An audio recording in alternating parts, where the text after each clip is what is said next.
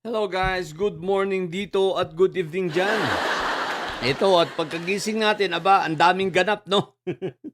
Ang daming ganap at ito ay masasabi kong mga magagandang balita base sa mga pangyayari nitong nakaraan, pangyayari sa Senado na na naging circus at naging katawa-tawa sa harap ng taong bayan dahil sa kagagawa nitong mga nitong 13 Judas. Sa pangunguna ng kauna-unahang Judas, kataas-taasang Judas na si Cayetano. Okay guys, pag-usapan natin Naglabas ang DOJ ng statement at sinabi na nga nito na bine-verify nito ang validation ng warrant of arrest ng ICC. At the same time, nagbigay na rin to ng order sa PNP, sa airport police at sa mga iba pang sangay ng law enforcement, NBI, na kapag itong si Isprikitik ay makitang lalabas ng bansa, pwede nang hulihin. Pero ang tanong, paano kung makita siya hindi naman sa labas ng bansa, kung dito lang, pwede ba siyang hulihin? Ang sagot sa aking palagay ay huhulihin talaga yan.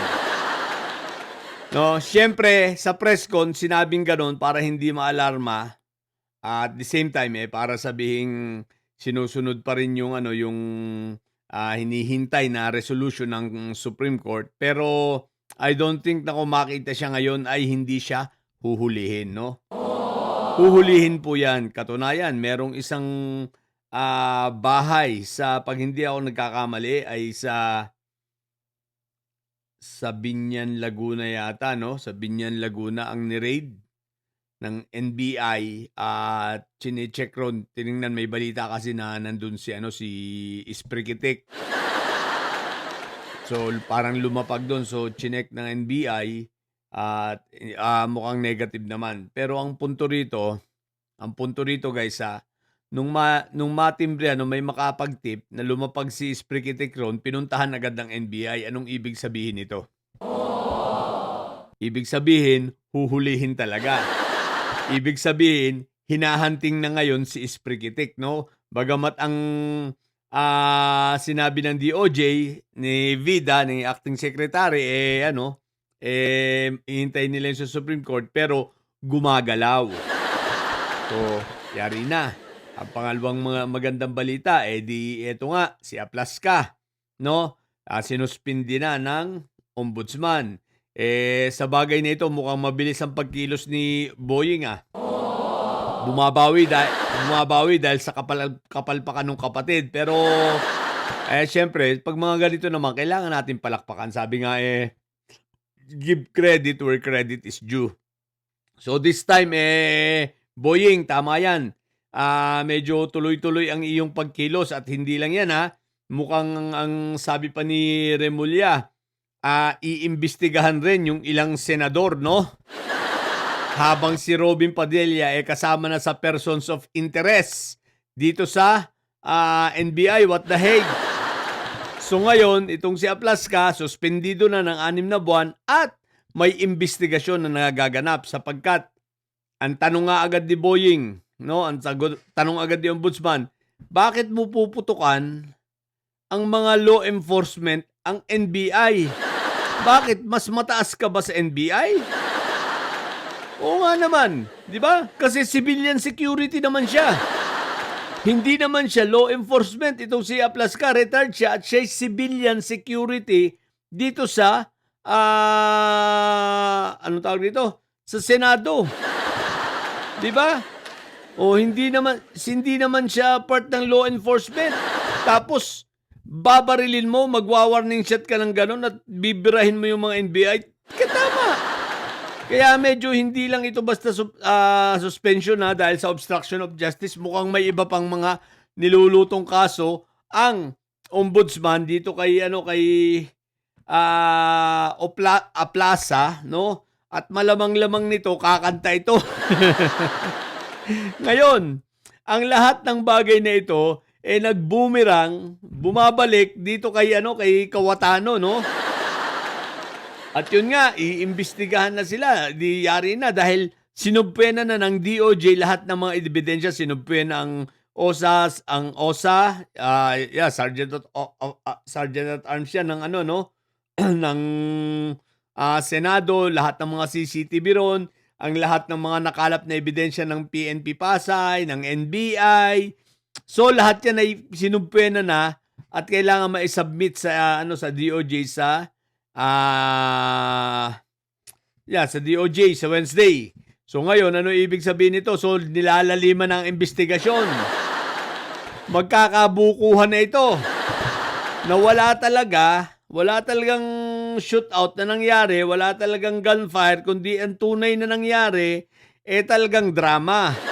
Stage, no? Orchestrated. Plinano, kaya lang bobo ang pagkakagawa. Diba? Ang dami nang naglilabasan ng mga videos ngayon. Ngayon, pati ang mga news agencies, no? Not news agency, itong mga news outlets, no? Hinihingan na rin ng ng DOJ ng mga video, di ba?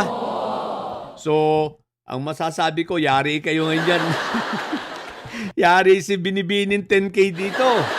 Tapos habang nagkakaroon ng encounter ko, no? Sabay-sabay nagla-live, Nagla-live si Mangga, si Mark Villar, si Kawatano at si Jingay. What the heck? So, very, very obvious ang galawan.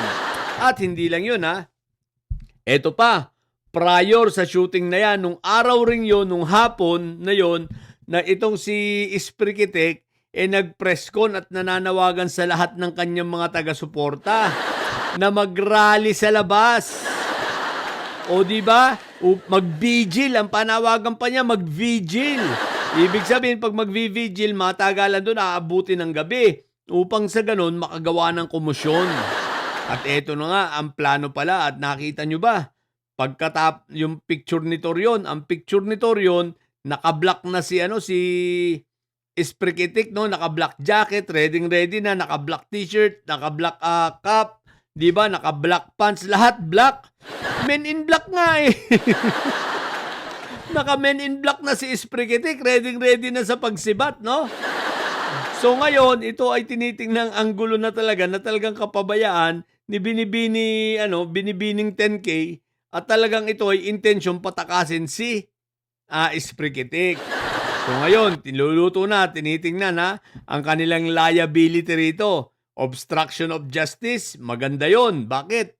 May kulong sila pero ang malupit nun, perpetual disqualification kung mapapatunayan. So ngayon, sinisimula na ito ng ombudsman, nangangalap na rin at nag-iimbestiga na rin ang DOJ. Ang masasabi ko sa inyo, good luck. Anyway, abangan natin next week. Mukhang talagang may kuditang mangyayari sa Senado. Tingnan lang natin, no? Abangan natin yun ang singaw kasi talagang magkakaroon ng kudita sa Senado. So tingnan natin kung sino ang uupo. Si Kiko ba? O babalik si Tito Sen, 'di ba? Pero ang ayon sa ating puting gabayo, mukhang si Kiko. So abangan lang natin, Okay, so yun lang sa mga bobong didilis at may side dyan, yung inyong mga amo, palpak gumawa ng pelikula. Ang pangit ng acting, ang pangit ng shooting. Walang kabuhay-buhay, lugi ang bayad. What the heck? O, di ba? Sabihin nyo, ayusin naman. Bobo talaga ito ni Binibining Kawatano, no? Binibining 10K, palpak ang putik. Kaya sinama pa, puro palpak din. Yung magana ang mukha na si Mangga, magana ang pisngi, magapa ang baba. What the heck? So, ang bobong didiligent may sayad na nyo, ang tatay nyo ay preso, ang BP nyo ay bobo. Matili kayo mga bobo at may sayad, sapagat ang may sayad ay laging high blood. Bye!